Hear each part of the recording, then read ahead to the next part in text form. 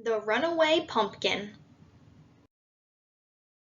Written by Kevin Lewis and illustrated by S.D. Schindler. Once upon a hill, when the wind blew with a chill, wandered Buck and Billy Baxter with their baby sister Lil. And there upon that hillside, growing orange fat and fine, the budding Baxters found a pumpkin on a twisty twirly vine. It was big and it was round, and the boys with their eyes agleam gave a whoop, a yell, a holler. No finer pumpkin had they seen, and today was Halloween. Yet little Lil was cautious, and of course she tried to warn them, but her bumbling big-head brothers snapped the pumpkin from its stem. And as she watched them roll it, at first real slow, but then much faster, little Lil looked down the hill, and she foresaw disaster. Round and round across the ground, making a thumpin' bumpin' sound, came that thumpity bumpity thumpin' bumpin', round and rolly runaway pumpkin.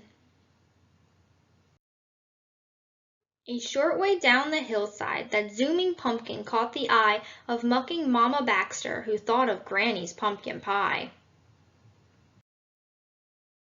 Till it busted through her sty.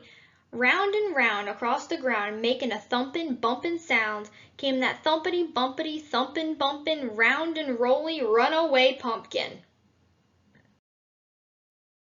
A bit farther down the hillside, just beyond the chicken coop, Grandpa Baxter saw that pumpkin and thought of Granny's pumpkin soup.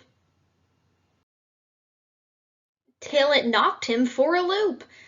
Round and round across the ground, making a thumpin' bumpin' sound, came that thumpity bumpity thumpin' bumpin', round and rolly runaway pumpkin.